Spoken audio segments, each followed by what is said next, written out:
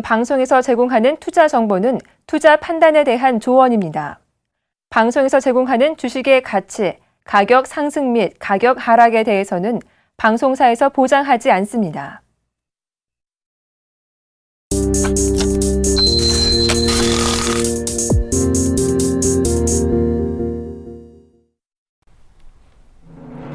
시청자 여러분 안녕하십니까? 출발 증시와이드 2부의 김동현입니다. 전일 코스피 지수는 엔저 심화 현상이 재개되면서 장 초반 약세로 출발한 뒤 외국인 매도세가 확대되면서 낙폭이 확대되는 모습이었습니다. 일본의 추가 양적 완화 결정에 따른 엔저 우려 심화로 현대차 3인방이 급락했죠. 코스닥 역시 기관의 매도세로 인해서 주가가 하락했습니다. 오늘 글로벌 증시는 미국은 유가로 인해서 혼조세로 마감했고 유럽은 유로존과 중국이 경제지표 부진으로 인해서 하락 마감했는데요. 오늘 우리 증시 어떤 흐름을 보일지 또 어떻게 대응하면 좋을지도 저희와 함께 해주시기 바랍니다. 출발 증시와이드 2부 먼저 준비된 주요 코너들부터 함께 살펴보시죠.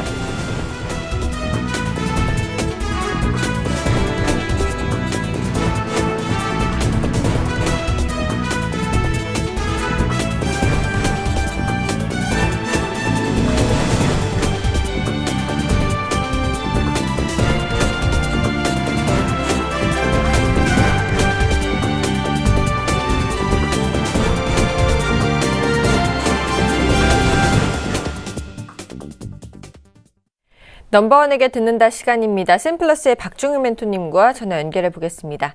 안녕하십니까? 예, 안녕하세요. 네, 반갑습니다. 최근에 글로벌 증시의 강세 속에 우리 국내 증시만 약한 흐름을 보이고 있습니다. 환율 변수가 우리 지수의 발목을 잡고 있는데요. 앞으로 우리 시장 방향성과 함께 이렇게 엔저 국면일 때 상대적으로 강하거나 좀 양호한 업종은 어떤 업종인지 투자 전략까지 세워주시죠. 예, 알겠습니다. 일단 먼저 그 코스피하고 해외 증시를 잠깐 좀 살펴보도록 하겠는데요. 지난 주말이었죠. 일본의 그 예상치 못한 양적 완화 단행에 의해서 글로벌 증시가 급등세를 보였는데요. 일본 증시 같은 경우는 4.8% 급등하고 남미 유럽 증시도 또한 같이 급등세를 보였습니다. 하지만 신흥국 증시에서 이런 그 이슈가 그 엔달러의 그러니까 엔저 현상으로 인해서 이제 조금 신흥국 증시에서 안 좋은 모습으로 좀 다가오고 있는데요. 엔달러 환율 같은 경우는 지금 112엔마저 이제 넘어섰고 2007년 12월 이후 최고치를 지금 갱신을 한 상태입니다. 그래서 그동안 이제 코스피의 그 하락 변동성을 자극해 왔었던 그 엔화 약세에 대한 트라우마가 다시 투자자에게 떠올 수밖에 없는데요. 준비된 잠깐 표를 보시게 되면은 10월 31일 날 제약 수익률인데 니케이가 니케이 225가 가장 많이 상승한 모습을 이렇게 볼 수가 있고요. 그 다음에 코스피 같은 경우는 57개국 중 45위를 이렇게 기록을 했습니다. 아무래도 수출 주도국인 국내 증시는 그 양적 완화, 일본의 양적 완화가 안 좋은 쪽으로 이렇게 되어버렸죠. 그렇기 때문에 근데 지나간 거는 어쩔 수 없고요. 이제 앞으로가 중요할 것 같습니다. 개인적으로는 한 11월 중순 이후에 조금 국내 시장을 좀 전망을 좀 긍정적으로 이렇게 바라보고 있는데요.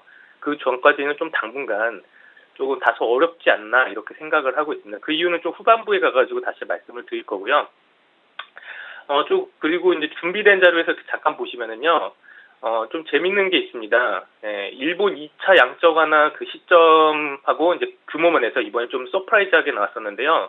본원 통화 같은 경우는 그 변경하기 이전에 60에서 70조로 생각을 하고 있었는데 80조 엔으로 증액을 했고요. 그 다음에 국채 부분에서도 50조 엔에서 80조 엔으로 증액을 했습니다. 그래서 약간 좀 서프라이즈 면이 있었고, 그리고 지금 엔달러 환율 같은 경우가 112엔을 이렇게 돌파하면서 2007년 12월 이후 최고치를 지금 갱신을 하고 있는데요. 좀 차트를 보시는 분들은 아실 겁니다. 넘어가는 종목이 더 가파르게 넘어가는 거. 그 엔달러 환율이 지금 그런 모습이 있는데요. 정고점을 지금 넘어가면서 더 강한 그런 투기적 매수세가 이렇게 들어오는 것을 확인하실 수가 있는데, 좀 이따가 투기적 매수세가 어떻게 들어오는지도 확인을 해보도록 하겠습니다. 그래서 이번 그 일본의 그 양적 완화 단행 시점의 규모는 말 그대로 이제 서프라이즈 했는데, 단기적으로 이제 엔화 약세가 지속될 거고 일본 증시의 강세 압력이 커질 것으로 이렇게 보이고 있는데요. 보시면은 그 투기적 포지션을 잠깐 이렇게 보시게 되면은요. 2014년 1월부터 계속 좀 횡보를 하다가 2014년 9월서부터 갑자기 급등을 합니다. 그러니까 순매도 포지션을 지금 환매를 하거나 아니면은 매수 포지션으로 전환하려고 하는 거죠. 그만큼 엔달러 환율에 대해서 지금 순매수 포지션으로 이제 진입이 될 모양새다. 그렇기 때문에 일본 증시가 더 강해질 수밖에 없는 흐름이 나오고 반대 상대적으로 국내 증시든 좀 약해질 수밖에 없는 흐름이 나올 수밖에 없을 것 같습니다. 그리고 이제 조금 보시면 이 부분도 좀 중요한 부분인데요. 그 엔달러 환율하고 이제 상관계수가 마이너스 0.5% 이하인 이제 업종을 추려봤는데 자동차 부품하고 반도체 장비, 기계, 화학, 그다음에 에너지 조선입니다. 말 그대로 그 수출 주도주, 경기 민감주 섹터인데 이 상관계수가 마이너스 0.5이기 때문에 상관계수가 이렇게 엔저가 지속될수록 피해를 받는 업종이라고 이렇게 보시면 될 것 같은데요. 앞으로 엔저가 더 가속화될수록 이런 섹터들이 더 안 좋을 수 있다. 이거를 좀 반드시 염두에 두실 필요가 있을 것 같습니다. 하지만 이번에 그 일본의 양적 완화가 기존의 양적 완화하고 좀 다른 부분에 대해서 잠깐 좀 체크를 해봐야 될 것 같은데요.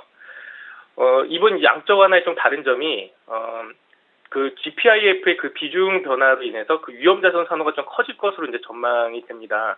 일본이 양적 완화 그 조치와 함께 그 GPIF 투자 포트폴리오 개편을 단행했는데요. 참 재밌습니다.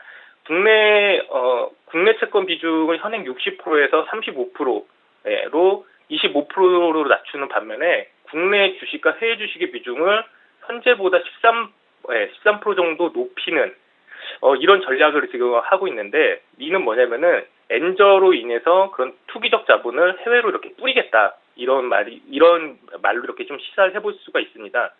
그렇기 때문에 신흥국 증시로 엔저를 이용해서 신흥국 증시로 그만큼의 자금이 들어올 가능성도 있다. 그래서 지금은 유럽계 자금보다 일본계 자금을 조금 주목할 필요가 있는데요. 저기 보시면은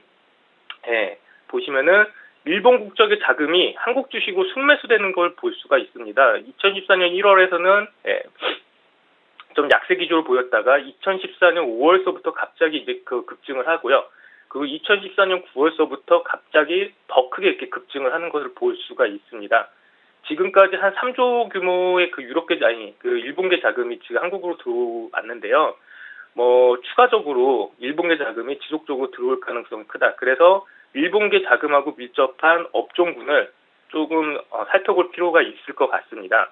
그리고 또 이번에 또 그 엔저 현상하고 일본의 양적 완화가 기존의 그 1차 양적 완화하고 좀 다른 점에 대해서 또 다시 설명을 하겠는데요. 두 번째로 다른 점인데, 유럽이나 중국의 양적 완화 또는 그 경기 부양 기대감이 유효한 가운데 그 과거에는 유효하지가 않았습니다. 그래서 경제지표 개선도 지금 가시화되고 있는 상황에서 일본 양적 완화가 발표된 점이 기존의 양적 완화하고는 좀 다르다, 이렇게 좀 해석을 해볼 수가 있겠는데요. 지금 또 유럽 증시도 막 급등세를 보이고, 그 ECB 의원이 미국식 QE 가능성도 지금 염두에 두고 있는 그 일부 발언에서 이렇게 봤을 때 향후 이렇게 그 1차 양적 완화하고 좀 다른 점을 이렇게 기대해 볼 수가 있을 것 같습니다. 그리고 이런 상황을 잠깐 봤을 때 다음 준비된 표를 보시면요, 여기 보시면은 일본의 그 1차, 2차 양적 완화 이렇게 표를 준비한 건데 2013년도 4월 4일 수익률은 일본, 유럽, 미국, 그 다음에 신흥국 증시가 전부 다 그런 이렇게 상대적으로 이렇게 달랐습니다. 그러니까 일본, 유럽, 미국 같은 경우도 강세, 선진국 증시는 강세고 신흥국 증시는 약세를 띄었던 반면에 이번 2014년도 10월 30일 날 수익률을 이렇게 봤더니 선진국 증시도 강세였고 그 다음에 신흥국 증시도 강세였습니다. 다만 이제 코스피만 조금 많이 부진했었던 모습인데, 이 부분도 좀 이렇게 다르다는 부분을 좀 챙겨볼 수가 있습니다. 그만큼 과거 양적 완화를 시행했던 시기에는 그런 경제 지표나 이런 게 조금 불안했던 모습인 것 반면에 이번에 발표됐던 시기는 그런 경제 지표나 이런 게 다 좀 우월한 상황에서 지금 일본의 양적 완화가 나왔다는 거, 이것도 조금 체크해 볼 필요가 있고요. 그래서 이제 중요한 부분에 대해서 체크를 해보겠습니다. 이제 지나간 건 다 필요가 없고 앞으로 어떻게 될 거냐 이거에 대해서 대부분의 투자자들이 관심을 갖고 있는 부분인데 그 엔저 부담이 크지 않은 내수나 서비스 업종 중심으로 좀 움직임이 있을 것 같고요. 그래서 이쪽 중심으로 대응 전략이 좀 유효해 보이고 보시면은 그런 금융업종하고 필수 소비재, 지주회사, 철강 업종이 상대적으로 이렇게 강한 흐름이 나오고 있습니다. 그 엔저 국면에서 수익률이 양호한 업종을 이렇게 표를 뽑아봤는데요. 과거에 1차 양적화나 그러니까 엔저 상황에서 은행이나 보험이나 지주회사, 증권, 필수 소비재, 철강 쪽으로 수익률이 양호하게 나왔었습니다. 그래서 이런 부분을 좀 체크를 해 두실 필요가 있겠고요. 그리고 또 이제 11월 14일이죠. 삼성 SD 상장과 관련된 삼성 지배구조 이제 이슈 테마로 인해 가지고 좀 이쪽 섹터로도 다시 이제 좀 부각이 될 수 있지 않을까. 그래서 이제 제가 제시해드린 전략은 엔저 부담이 크지 않은 내수 서비스 업종으로 좀 종목을 구성하시는 게 좋을 것 같고, 그리고 이제 과거의 경험으로 봤을 때는 금융업종이나 필수 소비재, 지주회사, 철강 업종이 상대적으로 강한 흐름을 보였기 때문에 이런 섹터로도 좀 꾸려보는 것도 괜찮다. 그리고 삼성 SDIX 상장과 관련된 삼성 지배구조 이슈 테마에 관련된 그런 삼성 그룹주도 괜찮다. 이렇게 해서 이제 보고 있는데요. 그래서 이런 세 가지 전략 안으로 그 포트를 구성하는 게 괜찮지 않을까. 이렇게 말씀드리면서 오늘 시장은 여기서 마쳐드리도록 하겠습니다.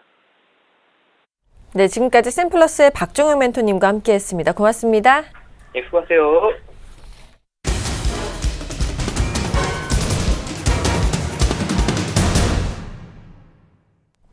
시초가 공략주를 알아보는 시간이죠. 이상로의 한방 시작하겠습니다. 샘플러스 이상로 멘토님 자리하셨습니다. 안녕하십니까?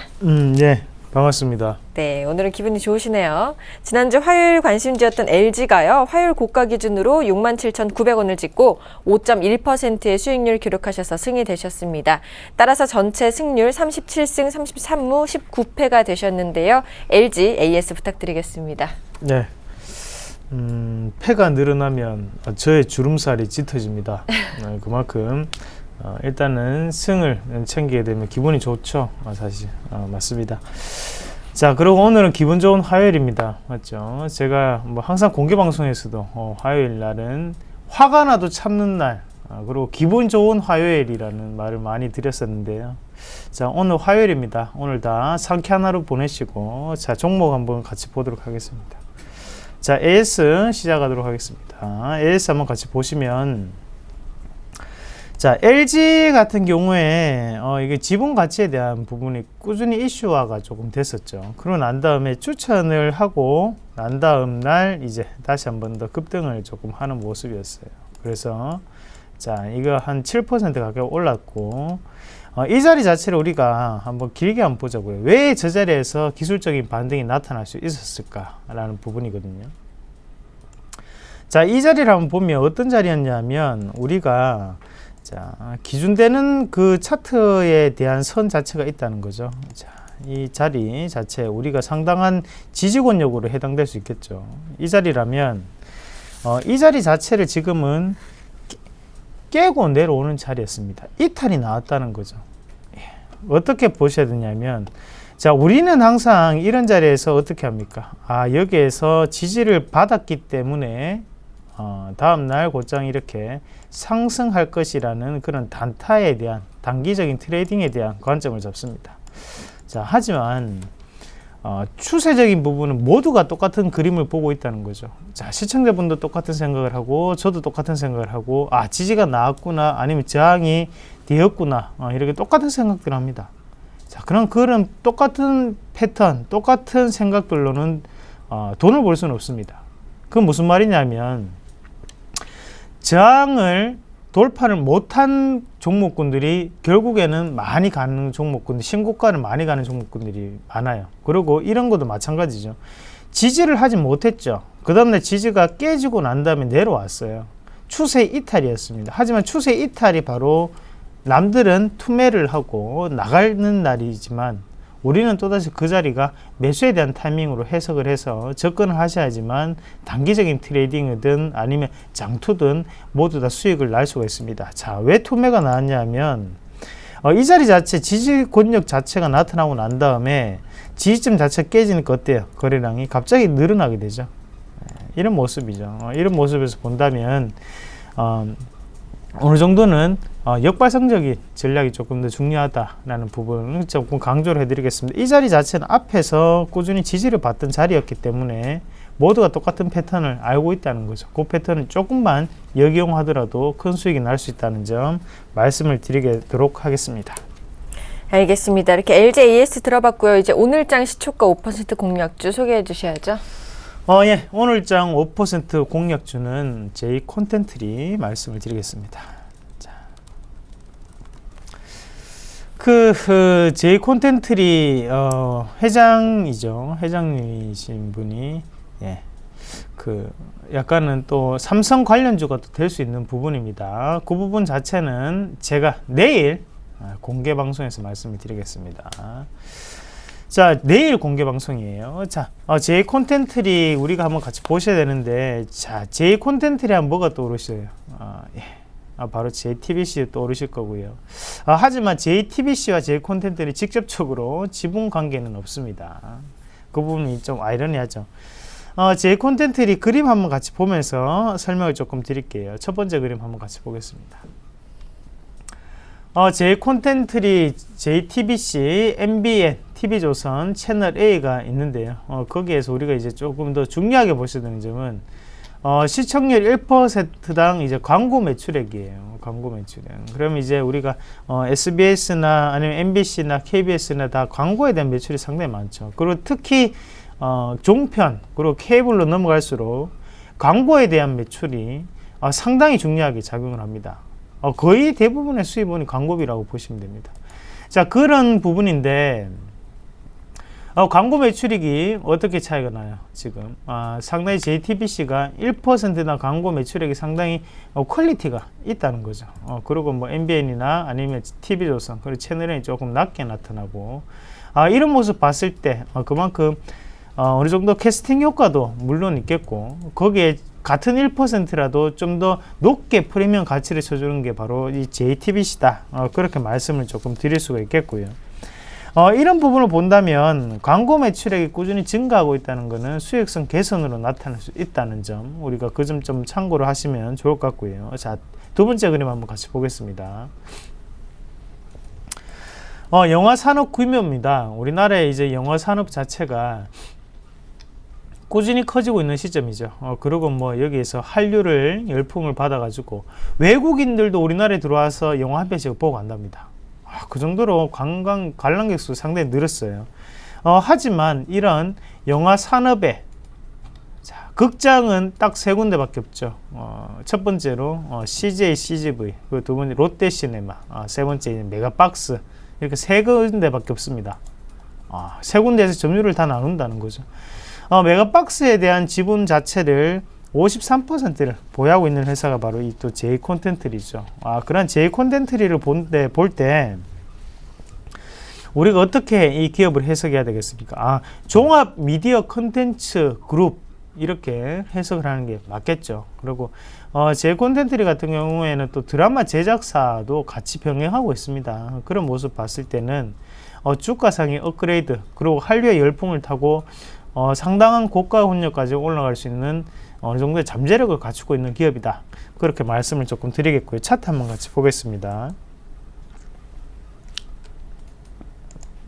예, 차트 한번 같이 보실 건데요. 차트 길게 한번 보겠습니다. 자, 월봉부터 체크해 보겠습니다. 월봉 한번 같이 보시면요. 자, 저가 권역 자체에서 지금 여러 번에 뭐 2003년부터 2007년도에도 있었고요. 2011년도에도 고가 권역이 있었고 지금 다시 한번 거래량이 조금 나오는 과정인데 우리가 다시 한번 주봉을 한번 같이 볼게요. 자, 월봉상으로는 저항과 지지가 맞닿아 있는 부분이다. 그죠? 자, 한번 같이 보겠습니다. 자, 요 자리 자체 하단 권역 자리죠. 요 자리가. 그리고 중간 권역이 요 자리입니다. 자, 이해가 되십니까? 자, 이해가 되셔야 됩니다. 이렇게 한번 보신다면 어때요? 돌파하기 힘든 구간 자체를 돌파를 했고 맞죠? 그러고 난 다음에 저항과 지지를 반복된 패턴으로 넘어가다가 다시 한 번 더 거래량이 줄어들면서 과매도 권역에 진입을 했습니다. 진입을 하고 다시 한 번 더 크게 올리는 모습이 나타났고, 그 다음에 지지를 받고 난 다음에 지지가 깨지는 모습, 추세가 이탈되는 모습이 나타나는 게 바로 어제까지의 모습이었습니다.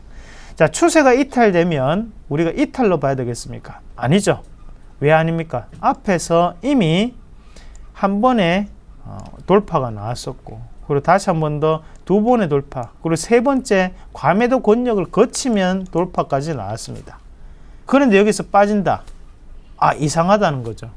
그럼 어떻게 우리가 대응을 해야 되겠습니까? 매수에 대한 선택으로 대응을 하셔야 됩니다. 더 빠지면요, 더욱더 추가적인 매수를 통해서 수익을 극대화시킬 수 있는 그런 전략이 필요한 종목입니다. 아시겠죠? 자, 제 콘텐츠들이 다시 일봉을 한번 넘어가겠습니다. 자, 주봉상 가격이 얼마인가요? 예. 3,780원이네요. 3,780원. 우리가 일봉, 월봉, 주봉 다 또 다르게 생각해서는 안 됩니다. 다 유기적인 형태를 띠고 있는 뿐이지 같이 연동해서 생각을 하셔야 됩니다. 자, 한번 같이 보겠습니다. 자, 투매 과정이 발생했다, 그죠? 누가 발생했죠? 기관이 많이 팔았어요. 기관이 팔고 다시 한 번 더 올리는데 정확한 주체 자체를 찾기가 힘든 과정이었다, 그죠? 자, 그리고 주가 자체를 다시 한 번 더 빠였는데 또 기관이 또 다시 팔고 나갔어요. 그리고 다시 주가를 올리는데 이번에는 기관이 하단권에 받쳐주고 고가 권역에서는 외국인이 다시 한 번 더 사줬어요. 그리고 기관도 다시 한 번 사줬어요. 자, 그러나 고가 권역 자체는 무너질 수 있다, 그죠? 하지만 저가 권역은 단일 매수체가 들어왔던 게 바로 기관이었습니다. 자, 지킬 수 있는 확률이 상당히 높은 종목, 그렇게 말씀을 드리면서 제 콘텐츠니 오늘 설명 여기까지 말씀을 드리도록 하겠습니다. 제 콘텐츠니 매수가는 시초가입니다. 그럼 목표가는 플러스 5%, 그리고 손절가는요 3,590원, 그렇게 지켜주시면 틀림없이 조금은 쉽게 수익을 날 수 있는 종목이 아닌가, 그렇게 말씀을 드리도록 하겠습니다.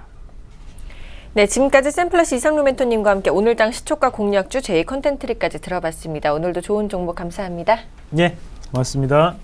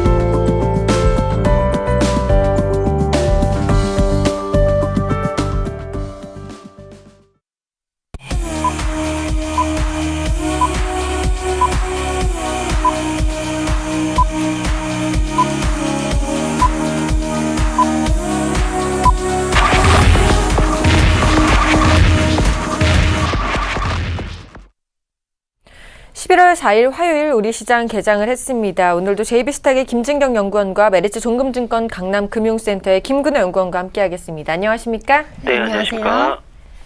자, 김진경 연구원님께서 오늘장 개장 분위기부터 한번 살펴봐 주시죠. 네, 일단 선물 지수부터 살펴보도록 하겠습니다. 현재 선물 지수의 강이 좀 약보합권에서 좀 출발하는 모습 보이고 있습니다. 248선에서 거래가 시작되는 모습 보여지고 있고요. 일단은 어제 기관에서 매도세로 인해서 소폭 좀 조정을 보이고 있는 모습인데, 기술적으로 보더라도 245선에서 250선까지 좀 매물이 많이 쌓여있기 때문에 현 구간대에서 소폭 이제 조정이 날 수가 있겠다, 이렇게 좀 참고를 하시는 것이 좋겠습니다. 일단 코스피의 경우는 어제는 그 엔화 약세로 인해서 좀 소폭 이제 불안한 모습 보였는데, 오늘도 코스피 지수는 좀 약보합권에서 출발하는 모습입니다. 1949선에서 출발을 하는 모습 보여지고 있고요. 당분간으로는 좀 엔화라는 그런 그 문제가 좀 생기면서 아무래도 좀 한 1950선에서 좀 조정이 나올 수가 있겠습니다. 이 점 좀 참고를 하시길 바라겠고요. 어제 본다면 시장의 전반적으로 좀 기간의 매도세로 인해서 시장이 상당히 좀 불안한 모습 보였는데, 오늘도 마찬가지로 기관에서 대량의 매도세가 나온다면은 일단은 코스피도 기간으로 좀 잠시 쉬어가는 흐름을 나타낼 수가 있겠다. 이렇게 말씀을 드려보도록 하겠습니다. 현재 이제 코스닥 지수의 경우는 좀 강박권에서 시작되는 모습입니다. 555선에서 거래가 시작되는 모습 보여지고 있고요. 코스닥의 경우는 크게 이제 그 엔화 약세라는 그런 그 문제가 좀 거의 좀 영향을 받지 않는 모습 보여지고 있는데, 일단 코스닥 지수의 경우는 기술적으로 보더라도 거의 121선 부근까지 내려온 상황이기 때문에 현재 가격대에서 잠시 이제 좀 반등이 나올 수가 있겠다. 이렇게 말씀을 드려볼 수가 있겠고, 일단 코스닥 지수의 경우는 550선에서 한 560선까지 이런 좁은 박스권 내에서 움직여질 가능성이 있겠다. 이렇게 좀 정리를 해드리도록 하겠습니다. 환율의 경우는 일단은 어제 좀 한 1070원대 초반에서 좀 마감이 되는 모습 보였는데, 일단은 오늘 좀 상당히 좀 크게 오른 모습 보여지고 있는데요. 한 1081원에서 좀 출발하는 모습 보여지고 있습니다. 일단은 달러와 엔 환율의 그런 눈치 보기 장세가 당분간 이어질 수가 있겠다. 네, 이어질 수가 있기 때문에 한 1070원대 후반에서 1080원대 초반까지는 좀 움직여질 가능성이 있을 것이라 좀 생각이 듭니다. 네, 일본 증시 출발 상황도 살펴보도록 하겠습니다. 일본 증시는요, 1.94% 상승한 16,732.85엔으로 출발하고 있습니다. 우리 증시 시총 상위 종목군들의 흐름 체크해 보겠습니다. 삼성전자 오늘은 1.21% 하락 출발하고 있습니다. SK하이닉스 소폭 반등하고 있고요. 현대차 오늘도 약세의 흐름 이어가고 있습니다. 1.56% 하락 출발하고 있고요. 포스코도 0.99% 하락 출발하고 있습니다. 네이버와 신한지주는 좋은 흐름입니다. 신한지주는 1.62%나 상승 출발하고 있습니다. 현대모비스는 반등이 나오고 있죠. 0.63% 상승 출발하고 있고요. 삼성전자 우선주는 삼성전자와 마찬가지로 약세 흐름입니다. SK텔레콤 소폭 상승 출발하고 있고요. 기아차, 현대차 3인방의 마지막인데 역시 1.63%나 하락 출발하고 있습니다. 아모레퍼시픽과 삼성화재는 소폭 반등하고 있습니다. 코스닥 시가총액 상위 종목군들의 흐름 체크해 보겠습니다. 지수가 상승을 하니까 업종들도 다 빨간불을 보이고 있죠. 다음 1.13% 상승 출발하고 있고요. 셀트리온과 파라다이스, 동서와 컴투스 모두 좋은 흐름 보여주고 있습니다. 메디톡스 오늘 1% 넘는 강세 흐름으로 출발하고 있습니다. 자, 김진경 연구원님께서 업종별 분위기도 한번 살펴봐 주실까요? 예, 현재 이제 업종 지수를 좀 살펴본다면은 일단은 음식료업 때가 좀 상당히 좀 강보합권을 보여지고 있습니다. 전반적으로 오리온은 현재 좀 약보합권에서 거래되는 모습 보여지고 있고요. 그리고 이제 롯데푸드도 소폭 좀 등량 한 1%대 좀 하락세를 보여지고 있습니다. 그리고 일단은 최근 이제 가장 이슈가 된다는 점 바로 운수장비 업종일 것 같은데, 일단 기아차의 경우도 약보합에서 거래가 시작되는 모습 보여주고 있고요. 현대차의 경우도 1%대 하락세를 보여주고 있는 모습입니다. SL 같은 경우는 현재 좀 강박권에서 보여지고 있는 모습인데, 주로 이제 자동차 부품업종의 경우는 소폭 이제 강박권에서 거래가 되는 모습이다. 이렇게 좀 정리를 해드릴 수가 있겠고요. 전기가스 업종의 경우는 이제는 삼천리라든지 경동가스의 경우는 좀 약보합권에서 출발하는 모습 보여지고 있습니다. 지역난방공사의 경우도 마찬가지로 좀 약보합권에서 거래가 시작되는 모습 보여지고 있습니다. 일단 전반적으로 대부분의 업종들이 거의 다 좀 강박권에서 시작되는 모습 보여지고 있는데, 철강, 금속이라든지 운송장비 업종들이 좀 대부분 수출주 위주로 좀 약세를 보여지고 있다. 이렇게 좀 정리를 해드리도록 하겠습니다. 일단 코스닥 업종을 좀 본다면 현재는 일단은 주로 이제 상당히 좀 빨간불을 많이 켜지는 모습 보여지고 있는데, 그중에서 기타 제조 업종이 1%대에 좀 강세를 보여지고 있고, 에이스 침대라든지 로만송, 플레이텍들이 조금 소폭의 좀 강세를 보여지고 있습니다. 마찬가지로 방송 서비스 업종도 1%대 강세를 보여지고 있는데, CJ 오쇼피의 경우는 현재 좀 1%대 강세를 보여지고 있고, 한국경제TV라든지 CJ ENM의 경우도 1%대 강세를 보여지고 있습니다. 인터넷 업종도 마찬가지로 1%대 강세를 보여지고 있는데, 현재 IDN의 경우는 좀 상한가를 좀 진입하는 모습 보여지고 있고요. 이상 네트워크의 경우가 2%대 강세를 보여지고 있는 모습입니다. 일단은 IT 부품주의 경우는 현재 좀 강박권을 나타내고 있는데, IT 부품주의 경우는 좀 최근 들어서 좀 소폭 이제 반등세가 나오는 듯 하는 모습입니다. 일단은 전반적으로 이제 IT 부품주 전반적으로 좀 강세를 보여지고 있는데, 그 중에서도 젠백스 테크놀로지가 현재 2%대 강세를 보여지고 있는 모습입니다.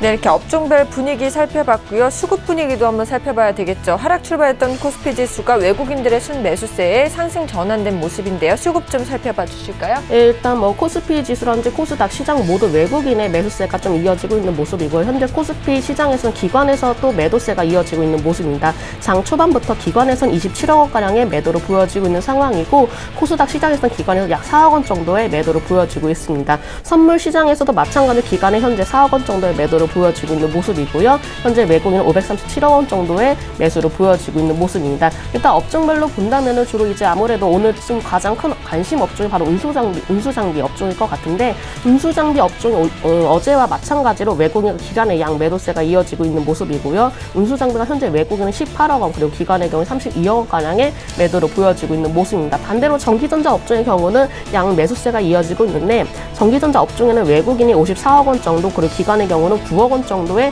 매수가 이어지고 있는 모습이고요. 철강금속도 마찬가지로 좀 수출주다 보니까 현재 외국인이 약 7억 원 정도의 매도가 이어지고 있는 모습입니다. 화학업종도 마찬가지로 외국인과 기관의 양 매도가 지금 이어지고 있는 모습이고요. 일단 금융업종의 경우는 외국인이 한 15억 원 정도의 매수를 보여지고 있는 모습이고 서비스 업종의 경우는 외국인 18억 원 정도의 매수를 보여지고 있는 모습입니다. 코스닥 그 업종별로 본다면 아직까지 큰 차이는 좀 보여지지 않고 있지만은 어제와 마찬가지로 제약업종의 경우는 외국인이 약 10억 원 정도의 매수를 보여지고 있는 모습이고요. 일단 통신 서비스, 방송 서비스 업종에는 어제 외국인이 좀 기관에서도 좀 매도가 보여졌는데 일단 방송 서비스 업종에서는 외국인이 현재 2억 원 정도의 매도를 보여지고 있는 모습입니다. 요즘 따라서 좀 RT 부품 쪽에 외국인도 좀 관심이 모여지고 있는데 RT 부품 업종의 경우는 이제 외국인이 현재 2억 원 정도의 매수를 보여지고 있는 모습이고 기관의 경우 현재 좀 1억 원 정도의 매수를 보여지고 있는 모습입니다. 반도체 업종의 경우는 현재 외국인이 2억 원 정도 매도를 보여지고 있습니다. 네, 이렇게 시장 수급 분위기까지 살펴봤고요. 이제 외환시장 흐름 살펴보도록 하겠습니다. KB 외환선물의 정경팔 팀장님과 전화 연결해 보겠습니다. 안녕하십니까? 네, 안녕하세요. 자, 환율이 오늘도 8원 90전이나 급등하면서 출발하는 모습인데요. 현재 외환시장 동향 살펴봐 주시죠. 네, 오늘 서울 외환시장은 어제 종가 대비 8원 90전이 급등한 1081원 50전에 개장했고요. 개장 이후 1080원까지 상승폭을 다소 줄였습니다만 이후 다시 상승폭을 키우면서 이 시간 현재는 1081원 20전에 거래가 되고 있습니다. 오늘 환율이 상승한 것은 달러 엔의 상승과 뉴욕 증시 조정의 영향을 반영하고 있습니다. 어제 서울 외환시장이 마감한 이후부터 달러 엔은 미 국채 금리의 상승과 일본 중앙은행의 추가 양적 완화 영향을 동시에 반영하면서 상승세를 지속하는 모습을 보이는데요. 달러화가 상품 통화와 아시아 위험 통화들에 대해서 역시 강세를 보이는 가운데 달러원 1개월물은 아시아와 유럽의 여객 시장을 거치는 동안 꾸준히 상승하는 모습을 보였습니다. 어제 발표된 미국의 10월 ISM 제조업 지수가 예상보다 호조를 보였습니다만 10월 마르키트 제조업 지수는 부진한 모습 보이면서 뉴욕 증시는 혼조세를 보였고요. 이에 따라 국채 금리가 반락하면서 엔화는 반등했습니다. 그러나 상품 통화와 아시아 위험 통화들은 뉴욕 증시의 부진을 반영하면서 약세를 지속했고요. 이에 따라 달러원 1개월물은 상승세를 지속하면서 현물 환율로 환산해서 어제 서울시장 종가보다 10원 80전이 상승한 1083원 40전 수준에서 마감했습니다. 달러 원이 추종하고 있는 달러 N은 미 경제 지표가 발표된 직후 114.21엔까지 상승한 후에 반락하고 있는데요. 어제의 고점이었던 114.21엔은 달러 N이 일본 중앙은행의 추가 양적 완화 조치 발표 이후 상승하는 과정에서 기술적으로 이익 실현 레벨로 예상이 되었던 수준이고요. 이에 따라 달러에는 단계적으로 차익 실현이 진행되면서 순 고르기에 들어갈 것으로 보입니다. 달러원 역시 개장 이후 달러 엔과 함께 동반 하락 조정을 보이면서 오늘의 종가는 1070원대 중후반에 머물 가능성이 커 보입니다. 앞으로 주목해야 할 시장 상황은 달러 엔이 지난 밤의 고점인 114.21엔을 상향 돌파하는 것인데요. 이 경우 다음 목표 레벨은 117.64엔이 되겠고요. 달러 원은 1090원이 상향 돌파되는지 여부를 지켜봐야 하는 상황에 직면할 것으로 보입니다. 이러한 상황은 가까이는 이번 주말에 발생할 가능성도 배제할 수 없는데요. 작은 가능성으로는 이번 주 목요일 저녁의 유럽 중앙은행의 통화정책회의이고요. 어제 저녁에 발표된 유로존의 마르키트 제조업 지수가 예상보다 소폭 부진함에 따라서 유럽 중앙은행이 통화 완화적 입장을 견제할 기대감이 커지면서 유로화가 약세를 지속할 수 있겠고요. 이에 따른 글로벌 달러 강세가 다른 통화상의 달러 강세에도 영향을 미치겠습니다. 좀 더 큰 가능성으로는 이번 주 금요일에 발표되는 미국의 10월 고용지표인데요.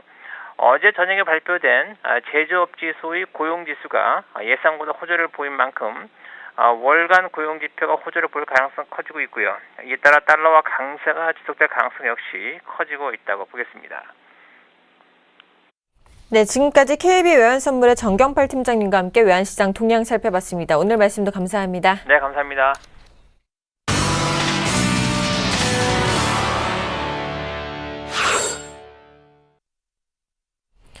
오늘의 돌발 종목입니다. 세 종목 먼저 살펴보도록 하겠습니다. 자, 첫 번째로는 LG 디스플레이입니다. 강세를 보이고 있는데요. 애플이 사상 최고가를 기록했다는 소식에 호조세를 보이고 있습니다. CJ 대한통운은 3분기 실적 호조에 역시 강세 흐름 보이고 있고요. 메가스터디 역시 회사 분할 기대감에 강세 흐름 보이고 있습니다. 세 종목 살펴봐 주시죠.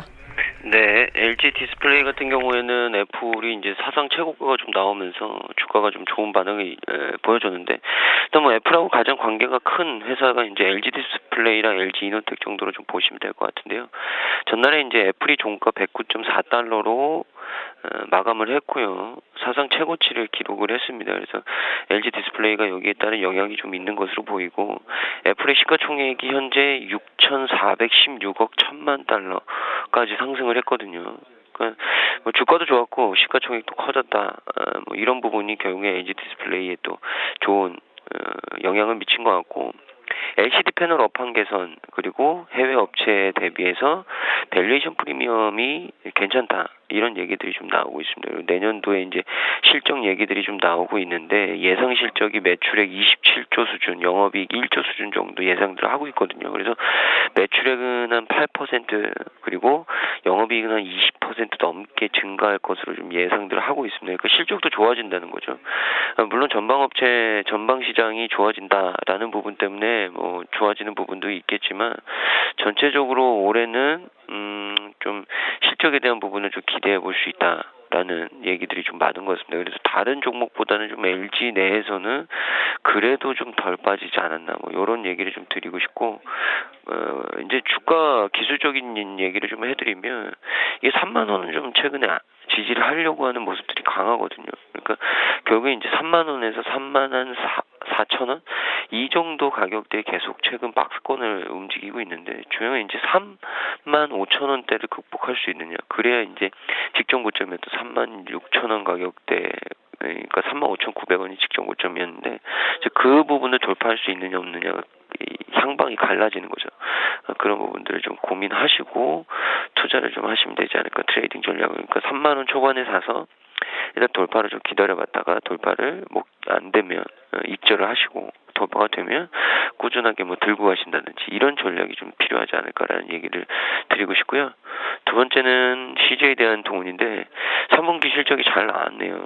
신한금융투자 이제 3분기 실적이 잘 나왔고 4분기에 대한 어떤 예상치들도 좀 좋게 나오는 것 아닌가. 3분기 실적이 매출액 1조 좀 넘는 수준, 영업이익은 400억 수준 나는데 매출액은 한 8.9% 정도, 영업이익은 거의 700% 가까이 기록을 했습니다. 그래서 일단 컨센서스에 부합은 시켰고요. 4분기 이제 택배 부문의 전통적인 성수기, 보통 4분기에 이제 택배 부분이 성수기가 되거든요. 그래서 그 부분들이 좀 기대된다. 그러니까 4분기에도 실적이 좋을 수 있는 호재가 있다라는 얘기 드리고, 영업 레버리지 효과 극대화에 대한 기대감, 그리고 최근 싱가포르 물류업체인 APR 로지스틱스 인수를 추진 중인데, 인수합병이 되면 글로벌 물류업체로서의 성장, 이런 스토리가 좀 있는 거죠. 그래서 오늘 좀 주가가 반등이 나오는데, 일단 21선 위, 그러니까 20만 원대로 좀 올려놓으면 제가 봤을 때 다시 한번 좀 상승 모드를 키울 수 있을 것 같거든요. 물론 이게 많이 올랐습니다. 뭐 10만 원대부터 꾸준하게 좀 올라왔는데, 중요한 거는 이제 만약에 20만 원대에 다시 얹혀놓으면 직전 고점이었던 21만 9천 원에 대한 트라이가 나올 가능성이 높다는 거죠. 이 부분을 좀 참고를 해주시고, 물론 최근에 외국인의 매도나 이런 부분들은 좀 있지만 개인과 기관에서 좀 잘 소화하고 있거든요. 근데 중요한 게 이제 기관이 팔기 시작하면 이 종목도 좀 주가가 요동칠 가능성이 있다라는 얘기를 드리는 거죠. 그래서 이런 부분들을 좀 잘 해주시고 트레이딩 전략에 꼭 참고를 해주셔야 되지 않을까라는 말씀드리고요. 마지막 종목은 메가스터디인데, 메가스터디 같은 경우 워낙 시장에 이 많은 얘기들이 좀 뿌렸었던 종목이기도 한데, 이 메가스터디가 코스닥 시장에서 이 초반에 좀 강세를 보이는 이유가 이제 교육용 사업 외 투자 사업 등 모든 사업 부문을 존속회사의 메가스터디가 많고, 그리고 회사를 분할시키죠. 그래서 이 증권가에서 이번 분할로 회사의 경쟁력이 굉장히 좀 강화된다, 이런 얘기를 좀 하고 있습니다.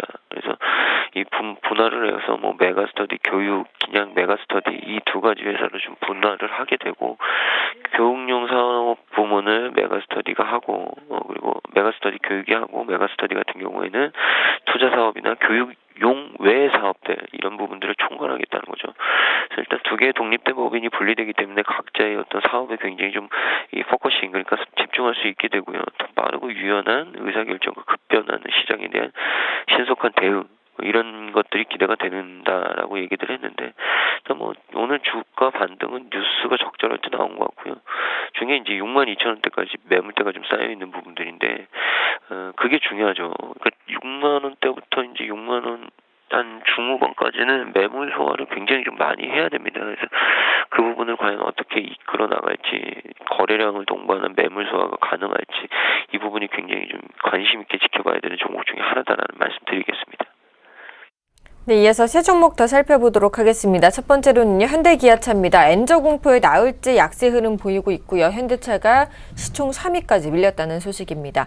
에버다임은 3분기 어닝 서프라이즈 소식에 강세 흐름 보이고 있고요. 모나미는 3분기 부진한 실적 소식에 급락세를 보이고 있습니다. 세 종목 살펴봐 주시죠. 네, 첫 번째 좀 바로 현대차와 기아차입니다. 지금 현대차와 기아차가 좀 엔화라는 그런 공포 속에서 좀 현재 좀 급락세를 나타내고 있는데, 현재 현대차의 경우 좀 2%대 하락세를 나타내고 있고, 기아차의 경우 좀 현재는 그 약보합권에서 좀 머무르고 있는 모습입니다. 일단은 저는 결론부터 말씀드린다면은, 일단은 그 엔저 공포라는 이런 현상을 쉽게 피할 수는 없겠다, 이렇게 좀 말씀을 드려보도록 하겠습니다. 과거에 비해서 좀 여러 가지 그 상황들이 좀 양호해지긴 했지만은, 아직까지도 시장에서는 좀 엔저 공포가 좀 자동차주에는 특히 이런 수출주, 대형 수출주 위주로 좀 직격탄을 보여지고 있기 때문에, 일단 당분간은 좀 그 접근을 하시는 것을 약간 좀 보수적으로 대응하실 필요가 있겠다, 이렇게 말씀을 드려볼 수가 있겠고요. 특히 현대차의 경우 좀 시총 3위까지도 좀 내려간 상황인데, 일단은 10월 달에 좀 현대차 그 상황에서 좀 파업이 있었죠. 이런 파업으로 인해서 아무래도 좀 전반적으로 좀 판매가 부진했기 때문에 이런 부분도 좀 영향을 미쳤던 것이 사실이고, 또한 지난달에 또 이제 한전 부지 매입 소식으로 해서 아무래도 이런 점도 마찬가지로 투자심을 좀 약화시킨 게 아닌가, 이렇게 좀 말씀을 드려보도록 하겠습니다. 따라서 현대차와 기아차의 경우는 단기적으로 좀 접근할 구간이 아니다, 이렇게 좀 말씀을 드려볼 수가 있겠고요.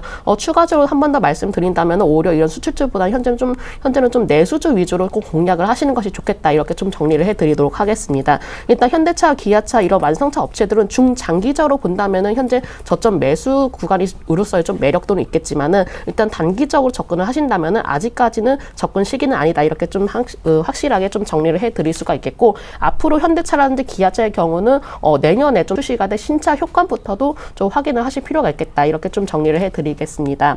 두 번째 종목으로는 에버다임입니다. 에버다임이 현재 좀 4%대 강세를 보여지고 있고요. 장중에 좀 8%대 좀 강세를 보여지기도 했는데, 일단은 에버다임이 좀 3분기 어닝 서프라이즈 그 소식이 나오기도 했습니다. 일단 에버다임 이제 회사를 본다면은 특장차라든지 이제 소방차를 좀 만드는 전문 업체이기도 한데, 일단 영업이익이 전년 대비 한 57.3%가량 좀 증가를 했다는 소식이 전해지기도 했고요. 일단 에버다임 이런 그 사업 자체가 워낙에 좀 정부에 가장 큰 영향을 미치게 됩니다. 근데 내년에 이제 정부에서는 그러니까 오래된 소방차를 좀 교체를 한다, 이런 좀 예산안을 확정했는데 약 456억 원가량의 좀 그 편성 확정을 좀 내린 상황이고요. 에버다임이 워낙에 조금 그 물량 대부분을 좀 공급을 하고 있기 때문에 이런 부분에 있어서는 직접적인 수혜를 입을 수가 있겠다, 좀 정리를 해드리도록 하겠습니다. 오늘 장에서는 워낙에 좀 급등을 한 만큼 일단 아직까지는 추격 매수는 좀 피하시라고 말씀을 드려볼 수가 있겠고요. 내년에 이런 상황까지 고려한다면 본다면은 일단은 뭐 중장기적으로 본다면은 좀 매물대 부근에 한 8,000원 선까지는 좀 고려를 해볼 수가 있지 않겠나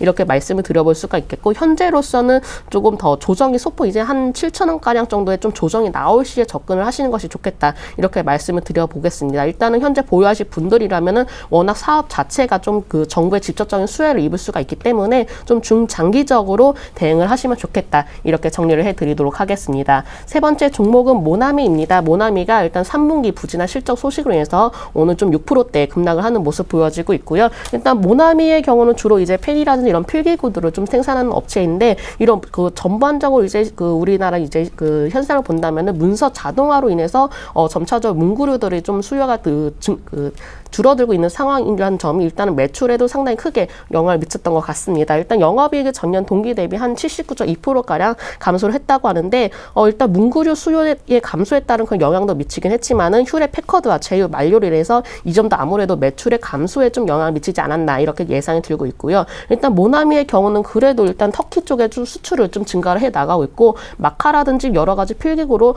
제품 다양화를 진행을 하고 있기 때문에 이 점 본다면 일단 제품 라인업 확대로 인해서 어느 정도 이제 매출은 점차적으로 증가를 할 수가 있지 않겠냐 이렇게 좀 기대를 해볼 수가 있겠습니다. 아직까지는 워낙에 좀 실적에 대한 좀 부진이 상당히 주가에 반영이 되었기 때문에 현재 접근을 하시는 것보다는 일단 점차적으로 매출이 증가하는 모습을 본 후에 접근을 하시는 것이 좋겠고요. 만약 현재 보유하실 분들이라면은 일단 단기적으로 21선 부근인 한 4,200원 정도가량의 목표가를 말씀드려보도록 하겠습니다.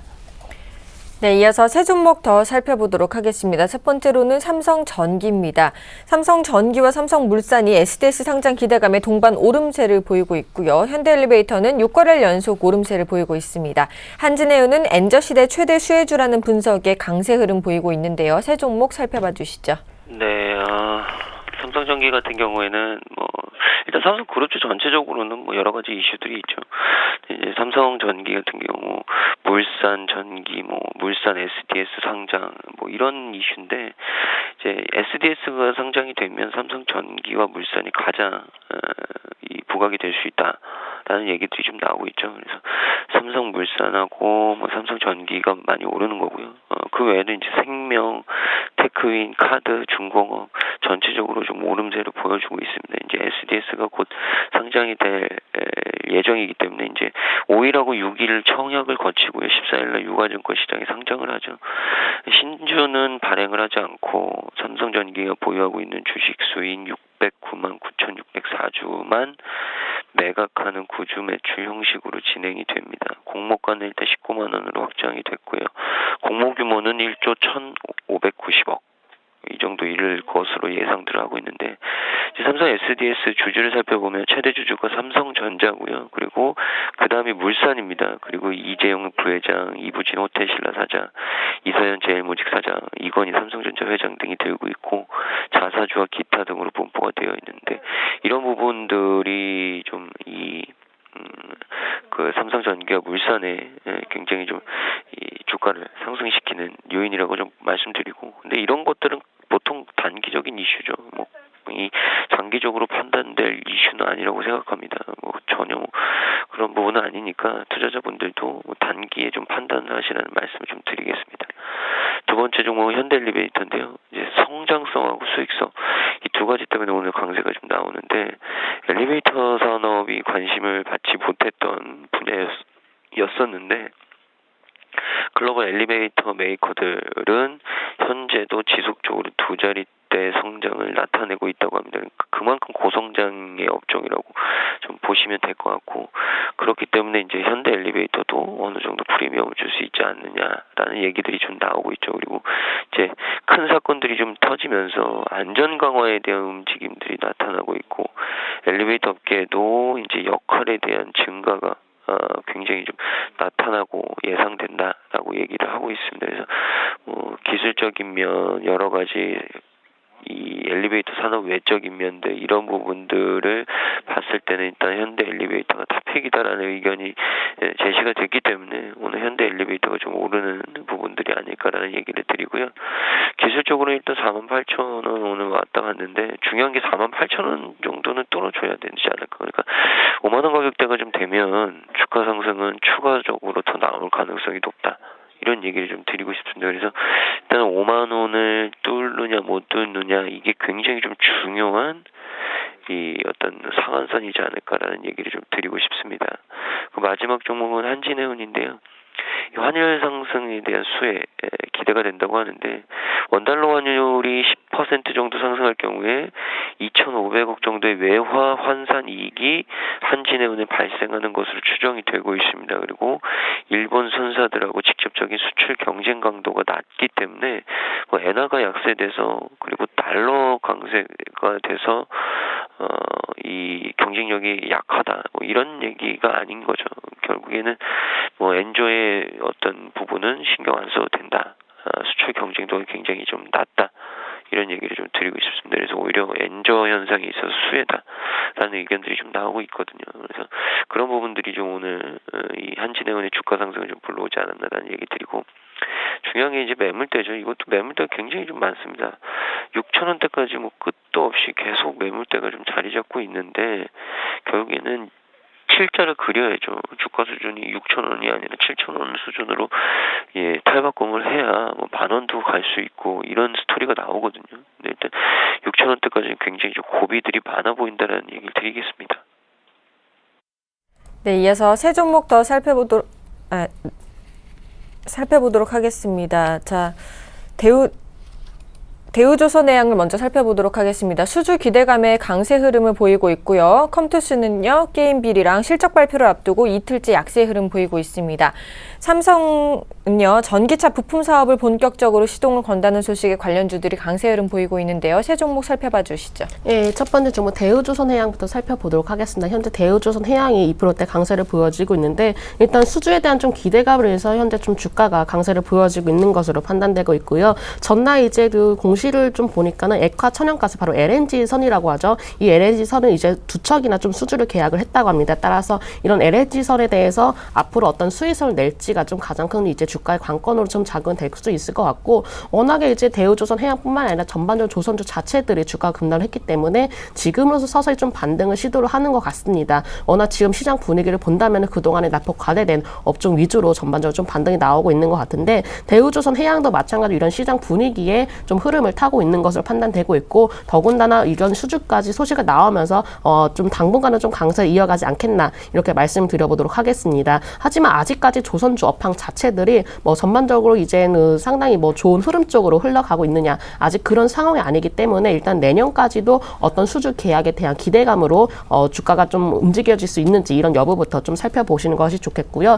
일단 대우조선해양의 경우 현재는 이제 저는 단기적으로 본다면 한 21,000원까지는 바라보시라고 말씀을 드려보도록 하겠습니다. 워낙에 좀 경기 민감주인 만큼 상당히 이제 변수들이 좀 작용될 수가 있기 때문에 일단은 단기적인 관점으로 21,000원까지 좀 바라보시길 바라겠고 내년 정도부터 뭐 수주가 꾸준하게 이루어진다면은 조금 더 이제 중장기적으로 25,000원 정도 2차 목표가는 25,000원 정도로 말씀을 드려보도록 하되 현재 1차 목표가는 제가 강하게 21,000원까지 보시라고 말씀을 드려보도록 하겠습니다. 두 번째 종목으로는 컴투스입니다. 컴투스가 현재 5%대 좀 급락세를 보여지고 있는데 일단은 내일 이제 실적 발표를 앞두고 나서 어제 오늘 이렇게 좀 약세를 보여지고 있는 것 같습니다. 컴투스의 경우는 그동안 워낙 좀 가파른 상승세를 보여왔기 때문에 이런 점에 대해서 차익 욕구 실현이 워낙에 좀 크게 작용을 한 것으로 판단되고 있고요. 이런 매도 심리도 함께 좀 우세로 좀 작용이 되었던 것 같습니다. 일단 컴투스의 경우는 아직까지는 좀 접근할 시기가 아니다 이렇게 말씀을 드려볼 수가 있는 게 워낙에 주가가 좀 급락세를 보여왔기 때문에 단기적으로 차익실현 매물이 나타날 수가 있는 상황이고요. 일단 컴투스의 경우가 아직 실적이라는 그런 결과치를 내놓지 않은 상황이기 때문에 현재로서는 혹시 저가 매수인가 이런 좀 생각으로 좀 접근을 하시지는 않으셨으면 좋겠습니다. 아직까지는 뭐 게임비라든지 컴투스의 시너지 효과를 조금 더 살펴보실 필요가 있겠고요. 굳이 이제 게임주로 좀 접근하고 싶으시다 하시면은 아직까지도 시장에서는 오르지 못했던 좀 게임주들이 있기 때문에 이런 그 게임주를 좀 공략을 하시는 게 어떤가 이렇게 말씀을 드려보도록 하겠습니다. 세 번째 종목으로는 바로 삼성 전기차 부품의 이제 사업에 본격적으로 시도한다 이런 소식으로 해서 현재 좀 관련주들이 강세를 보여지고 있는데 현재 이제 뭐 관련주라고 하면 삼성 SDI도 있겠고요, 뭐 에코프로라든지 우수 AMS 그리고 우리산업 여러 가지 관련주들이 있습니다. 일단은 뭐 전반적으로 삼성 그룹 자체들이 좀 전기차 부품 사업을 실시를 한다는 소식으로 해서 좀 주가가 당분간은 좀 강세를 보여질 수가 있겠지만은 아직까지는 우리나라 시장 자체가 전기차로 인해서 수익성을 좀 크게 내는 내는 상황이 아니기 때문에 일단 전기차 사업 자체를 좀 중장기적으로 살펴보시는 것이 좋겠고요. 일단은 관련주 전반적으로 일단은 뭐 삼성이라는 그런 큰 대기업에서 관련 부품주 사업을 실시를 하고 있기 때문에 일단 중장기적으로 보시되 아직 단기적으로 대응하실 분들은 조금 더 이제 단기 트레이딩 관점으로만 대응을 하시는 것이 좋겠다. 이렇게 말씀을 드려보도록 하겠습니다. 네, 지금까지 JB스탁의 김진경 연구원, 메리트 종금증권 강남금융센터의 김근혜 연구원과 함께했습니다. 오늘도 감사합니다. 네, 감사합니다.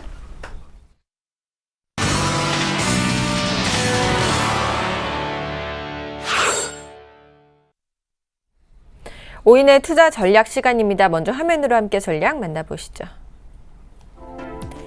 최희승 차장님입니다. 종목별 상승 시에는 현금화 및 포트폴리오를 슬림화할 필요가 있다라고 말씀해 주셨고요. 정영훈 팀장님입니다. 일본의 양적 완화, 엔저 공포감에 수출주들이 타격을 입고 있다라고 말씀해 주셨습니다. 김혜란 연구원입니다. 정부 정책 변화로 배당 관련주에 기대해보자 시장 대표주의 분할 매수 관점으로 접근하자라고 말씀해 주셨고요. 김현겸 주식팀장님입니다. 배당주에 관심 갖자라고 말씀해 주셨네요. 안상현 대리님입니다. 달러 강세에 대비하는 투자 전략이 필요하다라고 말씀해 주셨습니다.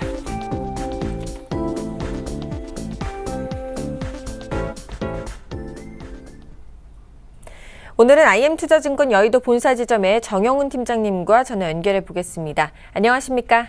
네, 안녕하세요. 네, 일본의 양적 완화, 엔저 공포감에 수출주들이 타격을 입고 있다고 말씀해 주셨는데요. 이에 대한 시장의 대응 전략도 세워주시죠. 네, 우선 전일 가장 큰 지금 이제 시장의 큰 이슈가 바로 이제 일본의 이제 양적 완화 규모 확대에 대한 움직임이다라고 좀 볼 수가 있겠는데요. 전일 현대기아차가 급락을 하면서 이 엔저 공포감이 시장에서 상당히 좀 크게 좀 불거진 하루였다라고 좀 볼 수가 있겠습니다. 지금 엔저 공포감이 이제 수출주들이 좀 타격을 받을 것이다 이러한 좀 우려감이 시장에서는 좀 제기가 되고 있는 상황인데요. 기계, 운수 창고, 건설, 철강 금속, 화학, 운송업 등 그 수출업종들이 대부분의 수출업종들이 좀 약세 흐름을 좀 보이면서 이 엔저 공포감이 시장을 좀 지배하고 있는 그런 좀 모습을 좀 보여주고 있습니다. 그렇지만 지금 결론적으로 간단히 말씀드려서 이 엔저에 대한 우려감은 좀 단기적인 이슈로 좀 마감이 되지 않을까 그렇게 좀 판단하고 있습니다. 물론 자동차 업종 등 일부 그 업종들은 좀 엔저에 대한 좀 영향이 좀 불가피할 것으로 좀 전망이 되고 있습니다만 이 엔저 우려감에 대한 부분은 어느 정도 그 장기적으로 끌고 가기에는 좀 무리가 있지 않나 그렇게 좀 판단하고 있습니다. 결국에는 일본계 자금이 국내 시장으로 좀 유입이 될 것으로 그렇게 좀 보여주고 있고요. 지금 미국이라든가 지금 유럽의 자금까지도 좀 유입이 좀 기대가 되고 있는 시점이다라고 좀 볼 수가 있겠습니다. 그리고 국내에서는 이제 그 추가적인 이제 금리 인하에 대한 좀 기대감도 높아지고 있는 상황이기 때문에 향후에 좀 추가 경기 부양 확대에 대한 가능성이 남아 있다는 점도 시장에 좀 긍정적으로 좀 작용할 것으로 좀 보여지고 있고요. 그리고 또한 이 미국과 유럽계 자금의 유입이 좀 기대되는 시점이어서 향후에 이제 투자 심리 측면에서도 긍정적으로 좀 전환이 기대되고 있는 그런 좀 시점이다라고 좀 볼 수가 있겠습니다. 그렇기 때문에 지금 시점에서 이제 엔저에 대한 일본 양적 완화에 대한 그런 좀 우려감은 너무 크게 좀 생각은 안 해도 좋지 않을까 그렇게 좀 보고 있고요. 오히려 최근에 그 단기적인 좀 주가 변동성을 이용해서 저점 매수의 좀 기회로 좀 삼을 필요성이 있지 않을까 그렇게 좀 보고 있습니다. 네, 지금까지 IM투자증권 여의도 본사 지점의 정영훈 팀장님과 함께 오늘장 핵심 전략 세워봤습니다. 오늘 말씀 감사합니다. 네, 고맙습니다.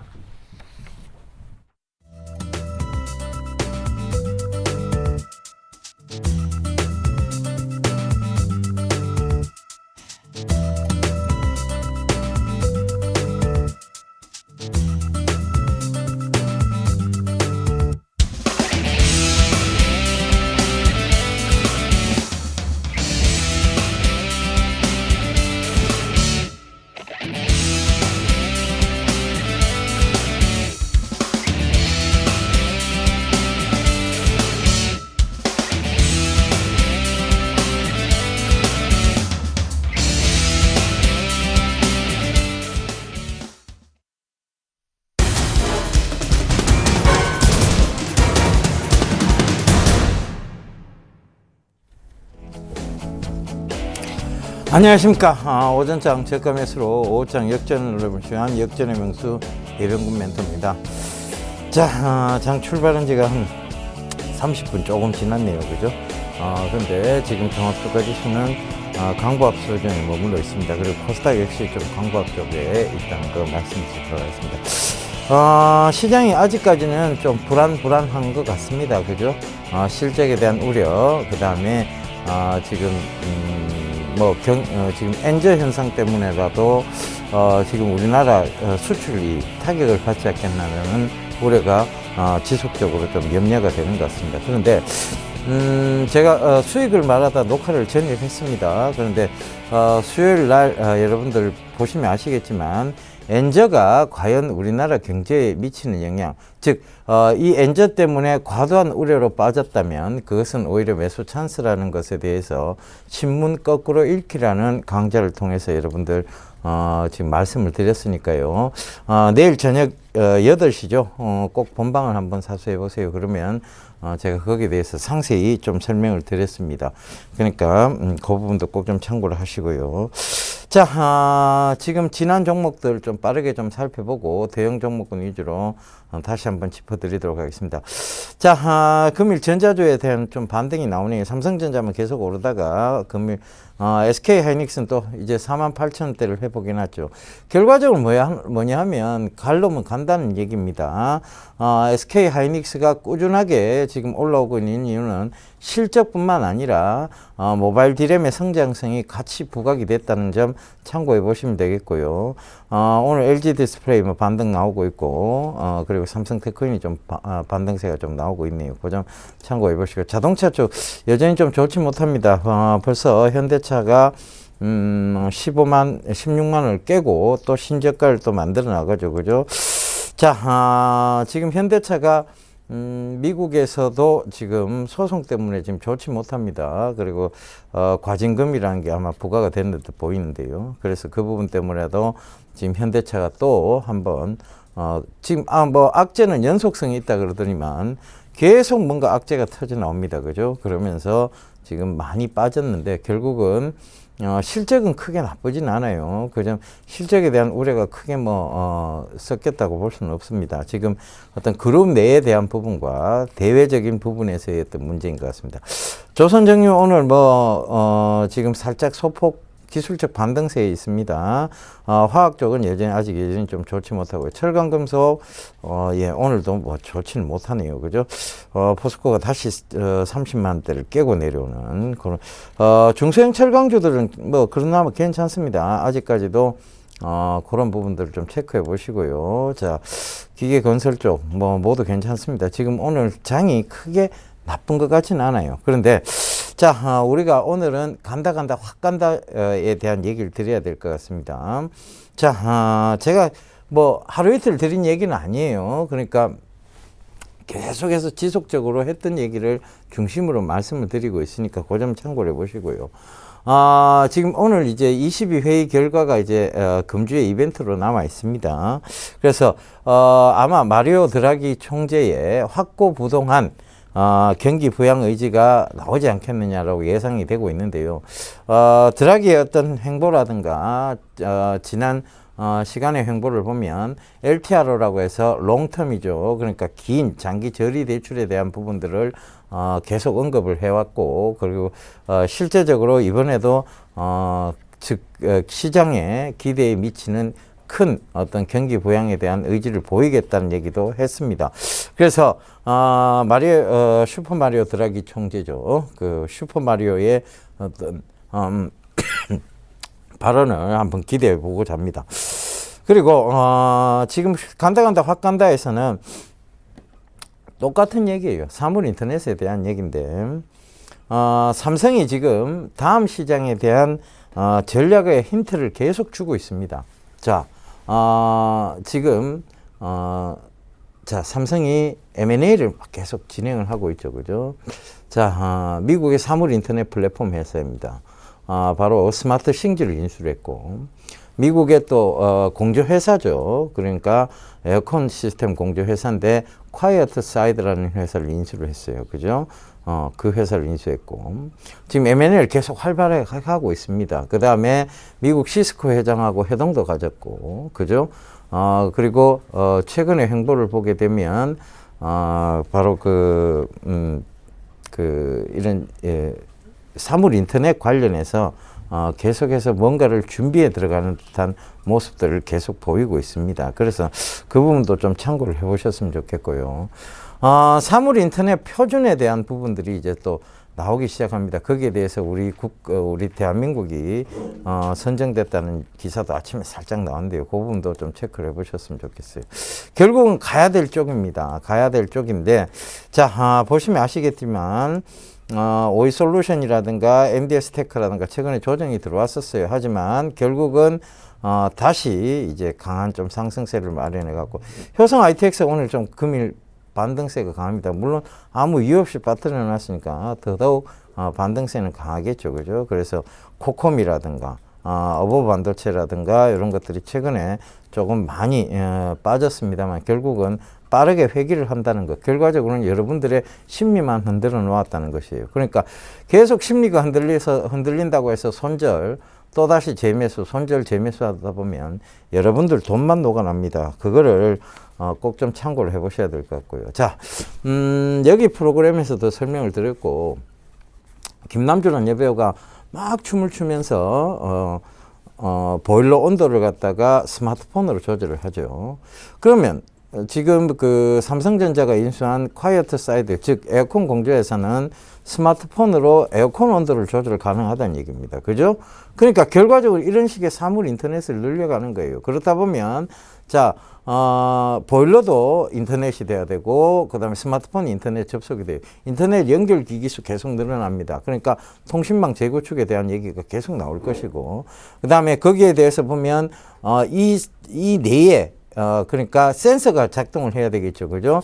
그 센서가 필수 부품인 MCU가 있습니다. 그 마이크로 컨트롤러 유닛이라고 하는데 거기에 대한 부분들도 또 계속 얘기가 나올 거예요.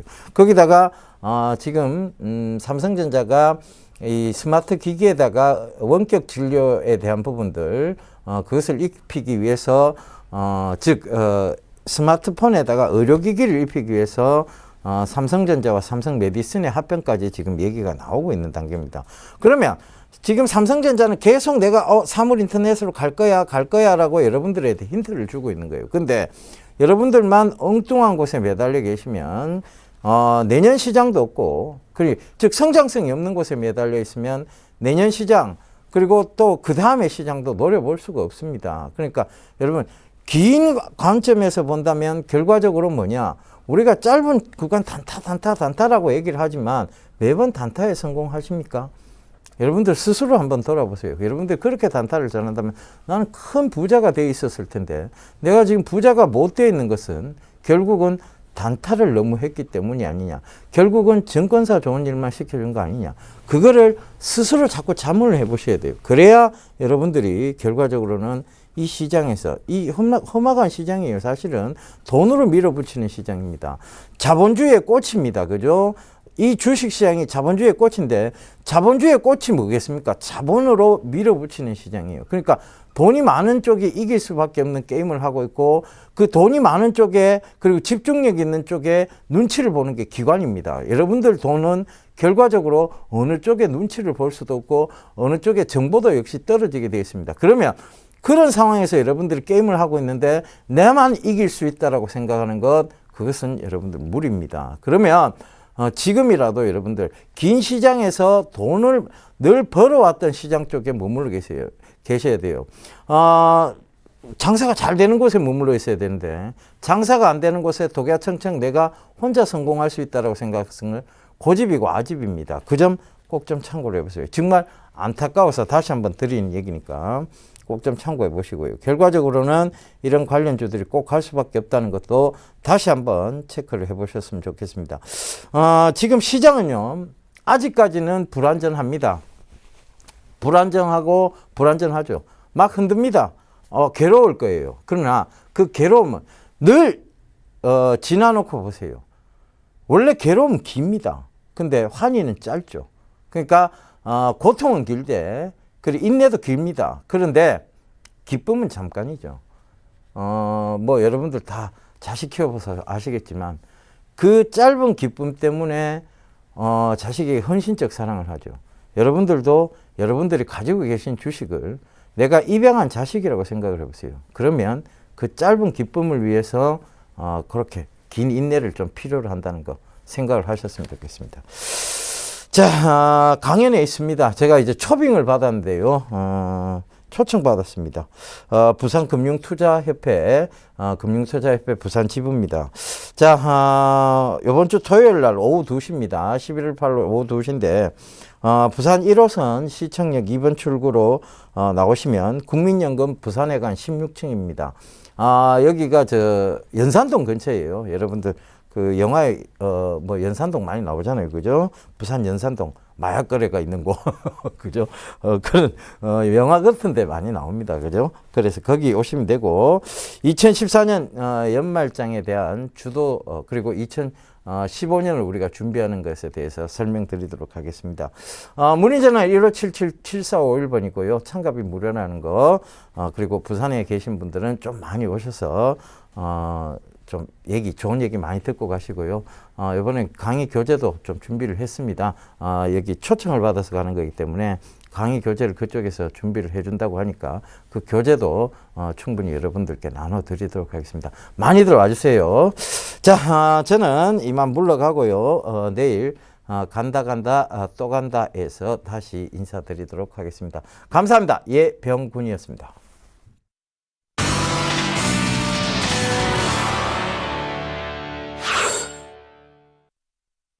네, 오늘 우리 지수 코스피는 하락 출발했고 코스닥은 상승 출발했는데요. 지금은 두 지수 모두 하락세를 보이고 있습니다. 현재 코스피 지수 1951포인트에서 거래 중이고요. 코스닥 지수는 551포인트에서 거래 중입니다. 출발 증시와에도 오늘 준비한 소식 여기까지입니다. 시청해주신 여러분 감사합니다.